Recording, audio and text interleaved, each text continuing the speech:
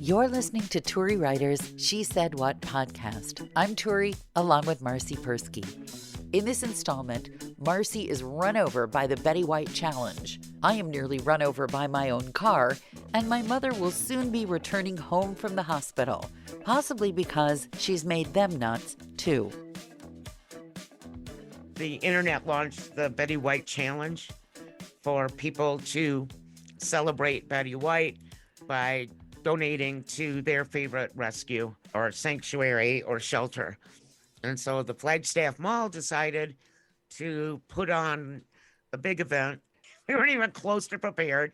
Picked up one kitten, went and picked up another kitten in Flagstaff, and we took little blind retro Eve's kitten. We got to introduce ourselves to a lot of people that never heard of us. And Are you going to get any volunteers so that you can quit spending your entire time volunteering for this job that supposedly pays you, which pays you for about a tenth of the time you put into it? I get paid, and no, I don't want. We don't want volunteers. You don't want any volunteers? Well, I want volunteers to carry heavy stuff, but volunteers really are more in the way than helpful. Oh, because. I know, because you don't get to order them around. That's why. Well, I do order them around. They don't always listen. So you went to the booth. You met lots of people. Did you get rid of any of the 200 cats? No, we didn't do any. I didn't go to do adoptions. I took 3 kittens that were not adoptable just to get attention. Oh, of course, because who doesn't want to pet a kitten? Well, there are a lot of people came and wanted to play with the kittens and pet the kittens. Did you charge them $100 a fondle? No. You should have. Fondle the kitten? No, that'll cost you. We made some money, and it does cost a couple $100 to adopt because you're paying for everything that we have to put into them. Yep. But it's worth it. Yeah. This has been a 12-hour day for me. Oh, boy. Driving in the dark up here is a lot different than driving in the dark. I am not planning to do it anywhere else. I am not planning to do it. I'm going to be there in a month, and I am not planning to drive in the dark up there. In fact, I may just tie myself to your front porch out of the fear that I might blow off the side of your property.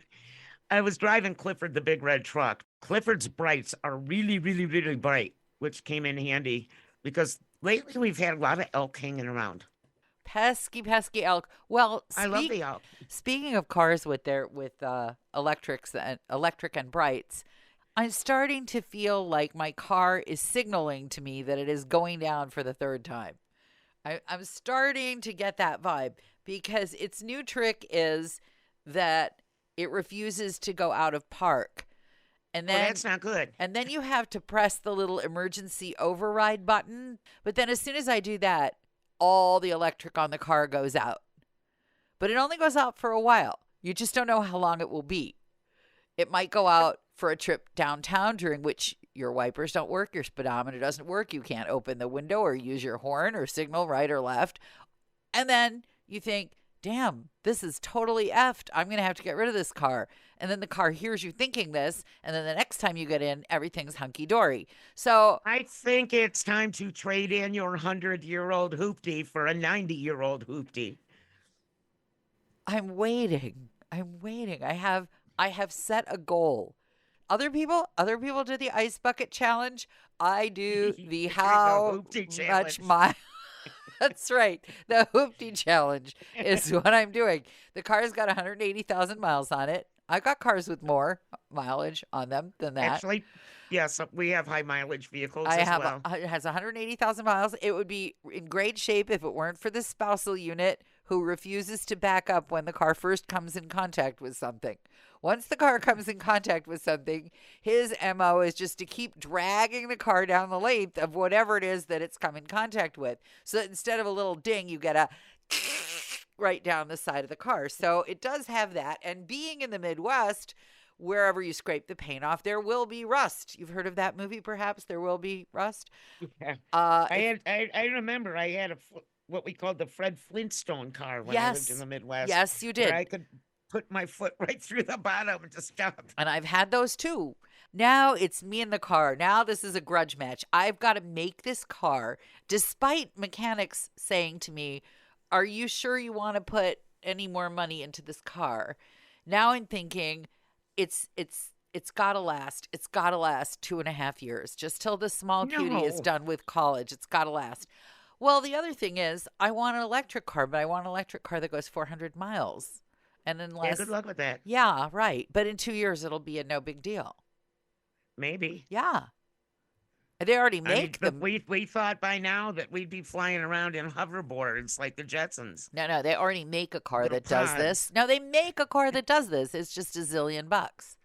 Yeah. Yeah. So in a few years, here's what I have to say. Do you remember how expensive flat screen TVs were and computers were and phones were? And then it got cheaper, cheaper, cheaper, cheaper, cheaper.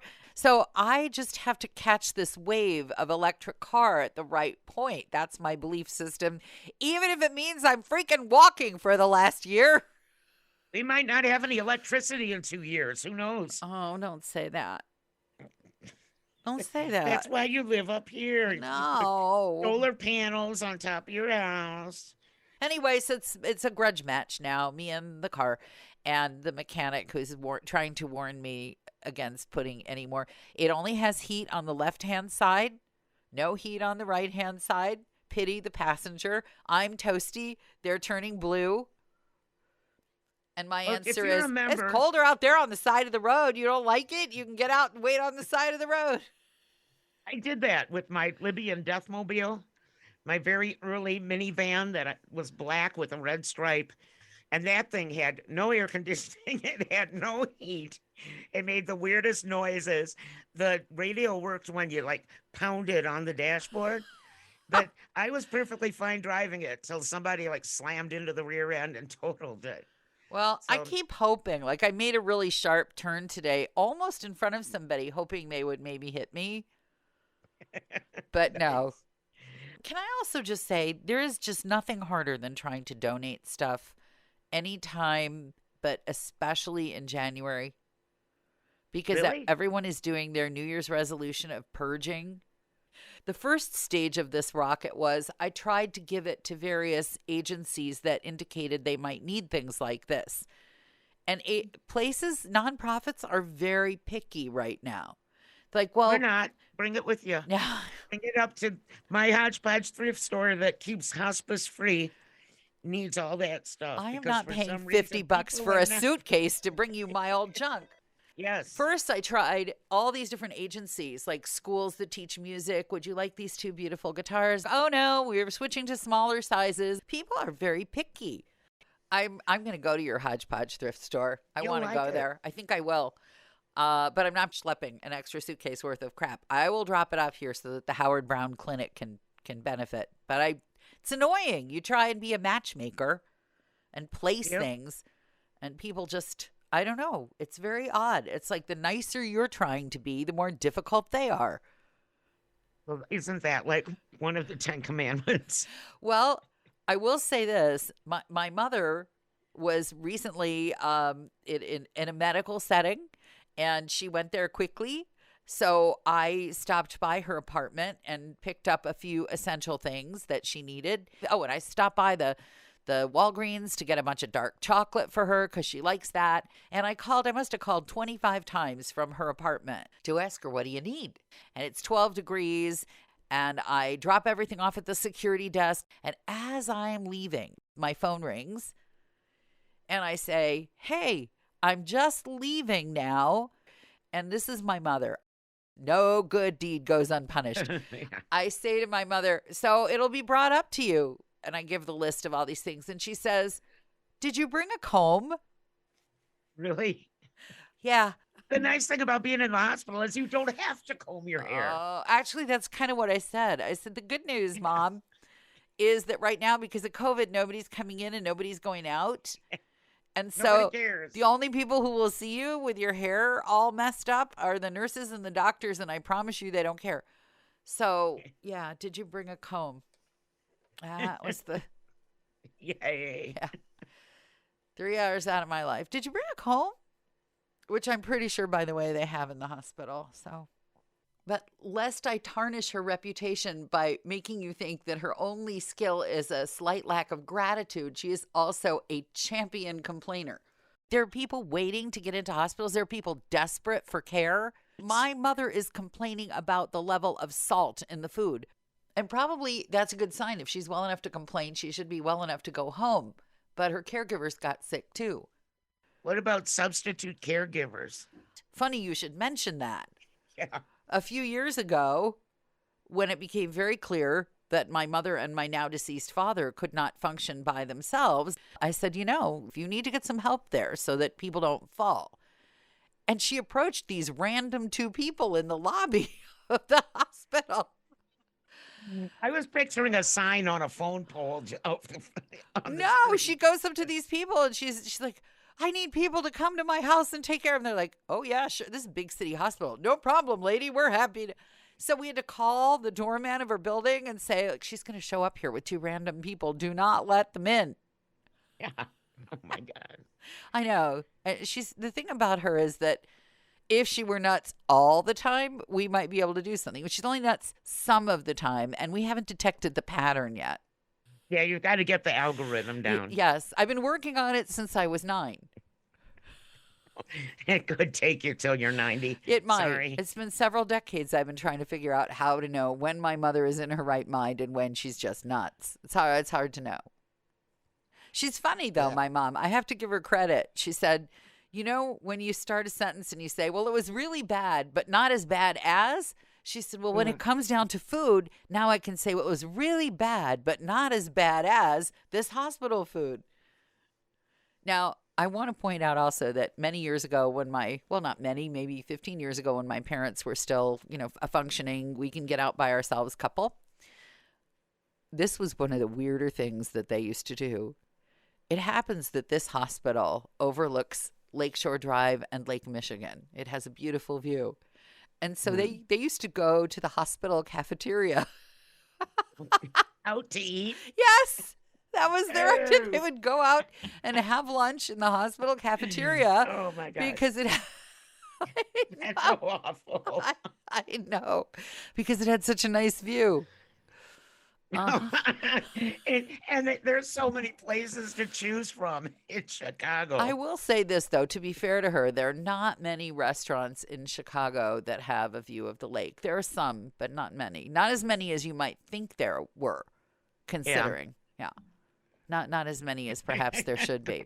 And some of the ones that there are, you only get the view of the lake if you're outdoors, and then you have to nail down each French fry with a thumbtack because the wind is so hellacious. Right. Yeah. So that doesn't work too well to eat each French fry, after removing first the pin that you have stuck through it to keep it from flying off and down 20 stories.